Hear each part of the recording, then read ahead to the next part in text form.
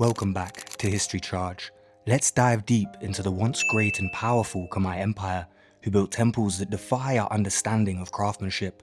We'll explore the most recent findings and understandings of this mysterious civilization, from their rise to their downfall, and the story that they left behind. We begin our journey at the very start of the empire, when King Sharavarman II declared himself God King in 802 CE, declaring independence from Java and uniting the kingdoms of Cambodia, the first spark of this colossal civilization. From this point forward in history, King Sharavarman would go on to build great cities and temples, places of worship and healing, sites that defy our present-day understanding of civilized living. Temples were built precisely aligning to lunar, solar, and stellar events. Cities at their peak must have been a heaven on earth, a place where the gods reigned peacefully. The first major site we see emerging from the Khmer people is on the Phnom Kolan Plateau in northwestern Cambodia. Here in what is today dense, inaccessible jungle lies their first immense capital city. Legends say the great god Indra built the city for his sons in one night. Mahendra Parvata was only discovered in 2012 using LiDAR technology on an expedition run by Damien Evans and Jean-Baptiste. They scanned the jungle using LiDAR technology from helicopters to reveal a vast complex of temples and infrastructure. LiDAR is a technology that fires many lasers at the rainforest canopy, some of which bounce off the trees, but some reach the ground.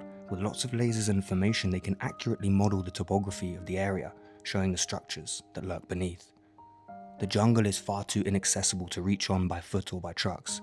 Landmines from a more recent, darker history are scattered across Cambodia and Laos, so the team had to approach their groundbreaking research from the skies.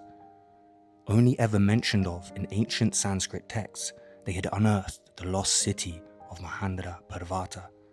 LiDAR revealed complex earthen grid systems with temples, water management, and engineering infrastructure, reservoirs, dams, and ponds, proving a sophisticated understanding of hydrology. We know from the temples of Angkor Wat and Siem Reap, built 350 years after, that they were often western-facing to align with the sun. Twice a year on the spring equinoxes, the sunrise beams perfectly into the central and middle towers of Angkor Wat. On the winter and summer solstices, different gates at various temples are illuminated in a sea of golden sunrise. It's incredible to think that these great structures are built not only so intricately, with each stone telling a complex spiritual story, but also aligned to the sun and stars themselves, literally aligned with the gods. In fact, the commonly found Naga, dragon or serpent statues found all over Cambodia, and the temple complexes show the Draco constellation, which Phnom Akas is a temple dedicated. Understanding the scale of these construction projects is mind-blowing in itself, but calculating alignments with celestial constellations, solstice and equinox events shows an intricate mathematical and universal understanding. Angkor Wat, pre-industrial revolution, was considered the biggest city in the world, and Angkor Wat is the largest religious monument on earth, stretching an incredible 402 acres. We're talking about a civilization that covered today's Thailand, Cambodia, Laos, and Vietnam, an empire that we actually know very little about. So who were the Khmers, and what was their mission? It is believed that the Khmer kings aimed to establish divine order here on earth, which is clearly proven in their divine constructions. The kings themselves were considered gods to guide and lead divine practices to the people, the temples themselves gateways to the heavens. Cities like Angkor Wat had hospitals where the public could be healed with practices such as sound therapy and holistic medicine, most knowledge which has been lost to time. The primary evidence we have is from inscriptions found at the site at Ta Prohm, showing the number of patients, food and provisions brought in and what staff were present: doctors, pharmacists, even astrologists. Yes, astrologists were present at hospitals in the Angkorian period. They believed that healing didn't just come from medicine, but from spiritual practices and the stars themselves. Quite a fascinating perspective of the world they must have had. Ta Prohm was constructed after Mahendra Parvata and shows a swift expanse of the holistic medicinal practices and spiritual culture that the Angkor Empire spread over these lands. Imagine the vast metropolis of stone and networks joining healing centers to temples, to complex urban grids, towers and monuments luring over the vast jungle canopy that encircled the city, a harmony of mankind, stone and stars. These influences and practices seem to have arrived from ancient Ayurveda practices in India, including the religious influence of Hinduism, the oldest religion on earth. Sanskrit texts were brought over from India to spread the word and teachings of Hindu deities, sharing knowledge and news of the empire. But Angkor kept its own unique beliefs, eventually transforming to Theravada Buddhism, a merge of Hinduism and Buddhism. To this day, 93% of Cambodians are Theravada Buddhists. In every village and town, there are multiple temples where they not only worship and recite mantras, but they feed the community. They look after stray animals. Monasteries even function as a juvenile correction facility. Instead of punishing, they teach wisdom, knowledge, and debate philosophy.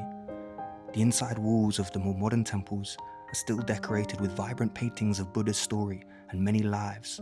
Often paintings of Buddha are watched over by Hindu deities like Vishnu, Ramayana, and the monkey god Hanuman, showing the deep historical tie that Theravada Buddhism provides between Hinduism and Buddhism that reigns back thousands of years.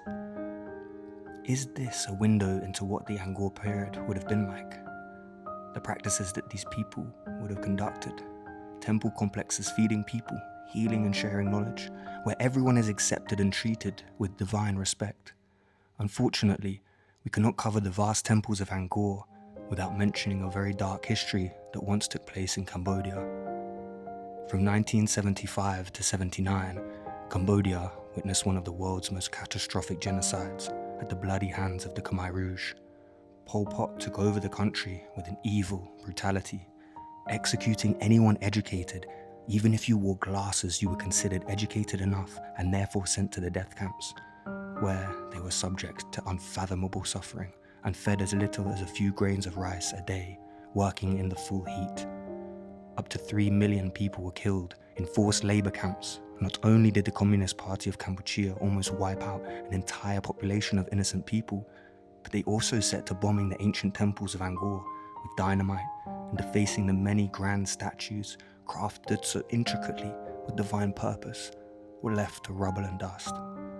Quite a contrast from how it seemed in the ancient Khmer period, where people lived in harmony. So what happened to this spiritual empire, and what secrets are left under unturned stones? The downfall of the Khmer Empire can be broken down into a few factors.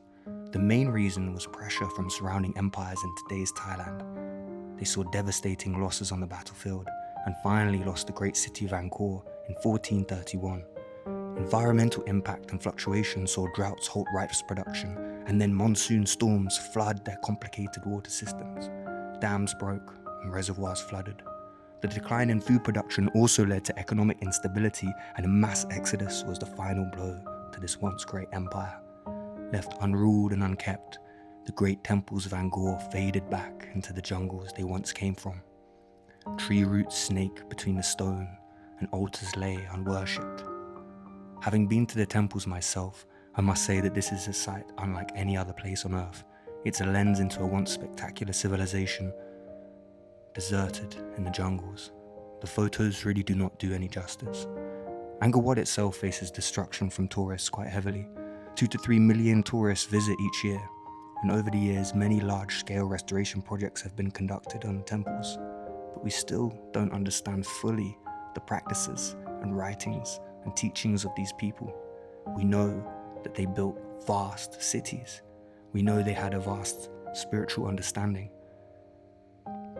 along with their mathematical understanding. But anything further really is just speculation.